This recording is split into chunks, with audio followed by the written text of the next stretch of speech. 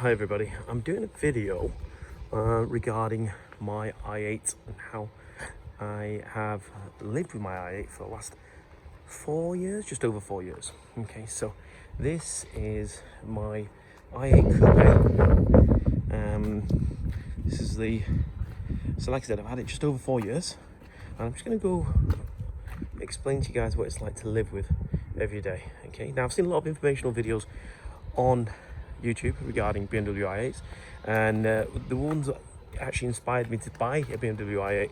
So and that was quite a few years ago, but in the meantime, this gives you an idea of what it's like to live with, own one. Okay, so I charged the i8 overnight on a trickle charge, just a 3-pin plug, because it's not fully electric. With it being hybrid and only having a short amount of miles on electric, you can just charge it on a trickle charge overnight. So that's usually suffices for the charge. Okay, one of the biggest pulls of the i8, aesthetically, I mean, outside it looks amazing, is it's got to be the gull-wing doors. Now, a lot of people say to me, do you know what's it actually like, you know, when you go to a car park, try to open the door? Actually, if you look at the door, it never goes any wider than, say, an average door opening at, say, 35-40 degrees. So getting in and out of the car is not difficult. Parking next to cars is not difficult neither. The actual interior of the car, I mean, when I got it 4 years ago, it looks very, very futuristic. And, you know, there's a lot more futuristic looking cars now. For example, the Teslas, the new Mercedes, the new BMW i models. They look a lot more futuristic. But still, to me, when I jump in it, it still feels like a very futuristic, nice, modern looking car. So this one is a coupe. It does have 2 seats in the back. Now, some of the reviewers have said, you know, the 2 seats in the back are useless. Do you know what? I would totally disagree. Now, I have my wife and 2 young children, one 5-year-old, one 8-year-old, boy and a girl. And do you know what? They sit inside the back comfortably. And you think, oh, well, they're just kids. Fine, I agree, they are just kids. But I've had adults sat in the back, and I've done a 700-mile round trip with 2 adults in the back. And yeah, there were periods of time when it was a bit uncomfortable, but any 700-mile round trip would be uncomfortable. But generally, it wasn't too fussed by it. It was not too bad. Headroom isn't amazing in the back, that is, but in the front you'll have no problems. Okay, so again, getting in and out of the car is not too difficult. Best way to do is getting sideways and push your legs over, but you get used to that. But the actual interior of the car, again, like I said, looks really, really nice. Driving the i8, it drives phenomenal. It really does, and it drives like any BMW model. The best way I can describe it drives like a 1 Series. If you could drive 1 Series, you can drive the i8. Okay, it goes fast when you want it to. You know, it's very, very, very fuel efficient. Aesthetically, like I said, it looks phenomenal to me, and that was the main reason why I bought the car. So 4 years on, so I was looking at getting another car, and I thought I'd keep hold of the i8 because I do like the i8 coupe quite a lot, and it just looks phenomenal. For me, it just looks phenomenal. One person did once say to me, says, oh, it looks too retro, like an 80s type supercar. And I thought, 1 minute, me personally, I think the 80s supercars look the best supercars. But you know, that for me wasn't a detrimental comment, but more of a compliment to the actual aesthetics of the car. But yeah, it's a beautiful car indeed. So running costs. Okay, so this was the last of the free road tax. So the road tax is free. Okay, the insurance I pay annually on this is £600 a year. I did have an accident a couple of years ago, which was my fault, and also I got 3 points on my license last year again, so that will up the insurance. But like I said, I pay £600 a year, which isn't too excessive. Servicing costs are relatively inexpensive, especially if you get like an EMAC plan from your local BMW dealer. I'm down in Devon, so I use BMW Ocean down at Plymouth, who really take care of me. I pay, I think, about £15 a month for a service care plan, which is £2 a month less than what I pay on my wife's Mini. So that puts it into perspective how cheap the servicing costs are. Every 3 years you'll have to do a major service, which is nearly £1,000. But you know, you expect that. The cost of the tyres can be expensive. I think it's £1,150 for 4 tyres with the tracking, but again, that's going to be every 2, 3, 4 years, depending on the amount of driving you do. So I've got about 35,000 miles on this car, and I do regularly take it up to the northwest from Devon, and I've just literally covered in flies and all sorts of debris because I've literally just come back from Manchester yesterday. So it's a 350-mile trip. So yeah, it does regularly go up and down the M6 and M5. Okay, so I was deciding to get a new car and thought, what should I go for? So I went to go look at the Lamborghini Huracan and then the Ferrari California. And I started looking at different cars, possibly the Aston Martin DBS. I really wanted a convertible because living down here in Devon, you really do need it because the weather is quite nice in comparison to the northwest. So, and I was looking at, taking all the tick boxes, what can we go for? And I thought, well, BMW i8 is probably the best car I've ever had. To live with. It drives like a normal car. Servicing costs aren't excessive.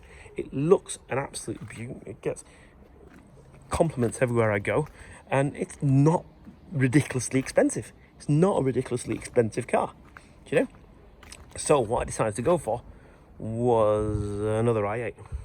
So I went for the i8 Roadster. Now, truth be told, this is not the colour I wanted. I actually wanted blue, but I looked high and low.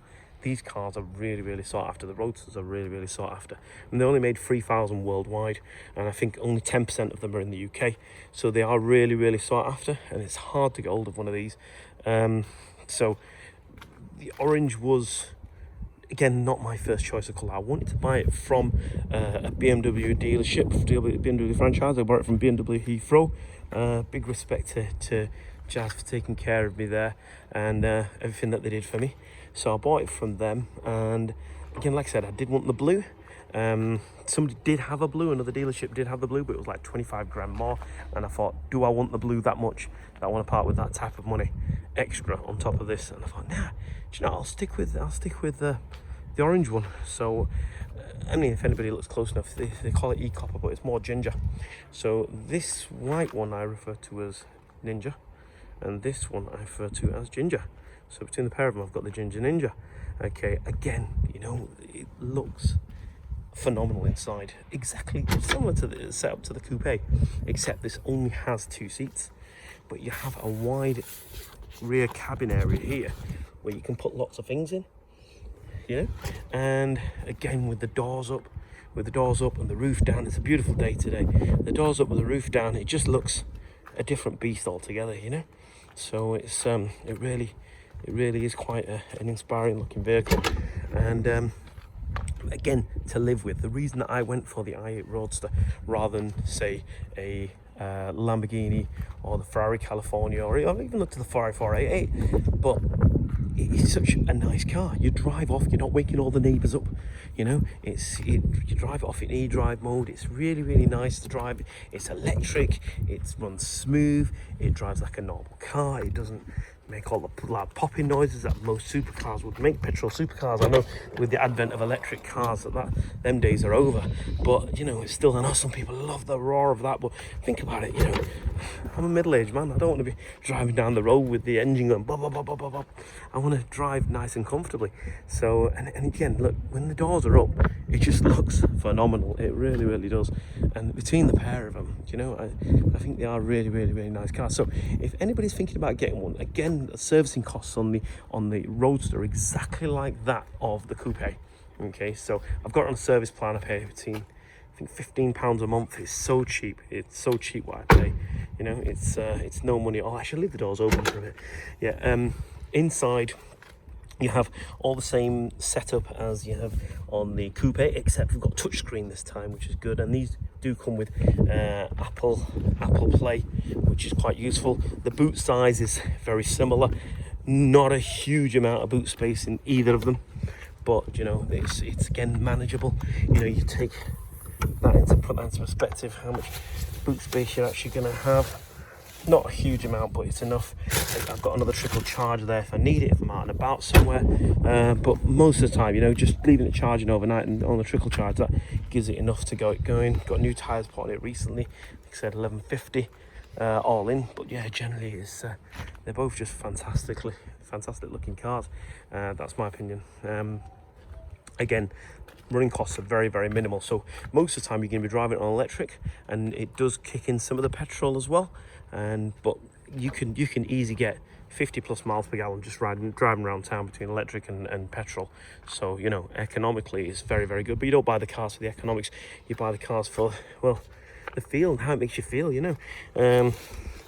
So I think personally it's a really lovely car. Now, these are all the pros I've gone through. What cons would I say? Well, the cons I would say initially with the i8 is it did drop quite significantly in price when they first came out.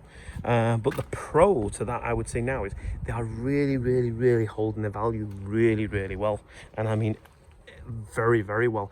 Remember, they stopped making these. So this one here is a 2020 model. This was one of the last off the production line, so they stopped these. And so they've stopped making these cars, so they've come super, super rare as we go forward. And I know a lot of people will see lots of i8 coupes out there on the Auto Trader with ridiculous miles on them. So be it, you know. But these cars are always going to have a target audience because they just look so good. They look so futuristic. They're great to drive. You know, they're a real great showpiece, especially with the doors up. And I keep going on about the doors, but for me, that's the highlight of the car. Now, there's method in the madness regarding the doors. The reason why they do go up is because if you look, it's got a carbon fibre inner layer. So you're looking at the sill of an average car is about this wide. But look at this. Look how wide this sill is. It goes on and on and on. So if it had a door going out, it would literally have to go open 180 degrees before you can get in. So it had to be gull wing doors, otherwise you wouldn't be able to get in and out of the car. So there was some method in the madness. But again, running costs are the same on both cars. The Roadster is a little bit more expensive to insure, and that's, I think, not necessarily because of being a Roadster and a newer car with higher value. I think it's because I can only use on my no claim bonus on one car and not on the other, so that's why it's more expensive. But again, it's £1,000 a year. It's not extravagant. The other thing is I just paid for the road tax this morning. The Roadster didn't fall for the free road tax. They stopped that in 2017, 2018, something like that. So this, I'll refer to Ninja was the last of the free road tax. So I renew the road tax every year, it costs me nothing. On this one, I've just renewed it this morning, and it was £520, I think, something like that for a year. So you got to bear that in mind. Next thing I would also recommend, if anybody gets an i8, get BMW to fit one of these dash cams. You can get generic dash cams done, but the advantage of the BMW dash cam is it will locate exactly where you are, your positioning, the speed you were doing. The reason for that is, and I've got it on the coupe as well, on the rear and the front. The reason for that is because of you protecting yourself, because these cars are so silent when they're pulling away. It's so easily for somebody to walk out in front of you or a cyclist to go ride in front of you. So that's another thing I would definitely recommend to, as well as getting the service plan from your local BMW dealer. If you are looking to get one, I would get one from BMW with the warranty. You can extend the warranty every year. So after the car's over 3 years old, you can extend the warranty, and it's relatively inexpensive. It's about £1,000 a year, but it gives you peace of mind. So it's worthwhile extending the warranty if you can afford it. But generally, very rare do things go wrong. I did have problems with Ninja when I first got it, but that was literally within a few weeks, so it was still under warranty from BMW because I bought it from them. But I've had a little problem with Ginger, with a leaky roof, but you know, BMW Ocean Plymouth managed to sort it all out, and they were very, very good with me. Yeah, I don't think there's anything else I'd like to report other than they just look phenomenal. Definitely buy one. Running costs aren't that bad.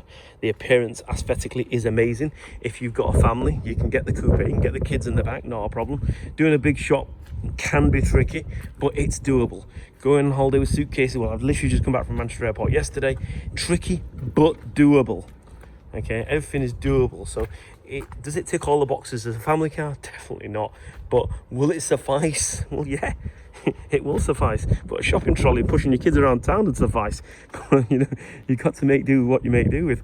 You know, but I love living with them. I love driving them. I love talking about them.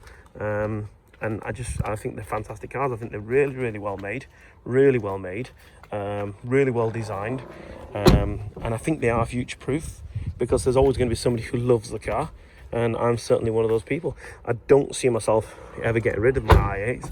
I think they'll stand the test of time, and I think I'm just going to keep them going for as long as I can. Other than that, yeah, I'll post another video on how the car drives. But yeah, if you were looking to buy one, I'd say buy it with confidence because they are fantastic cars. God bless.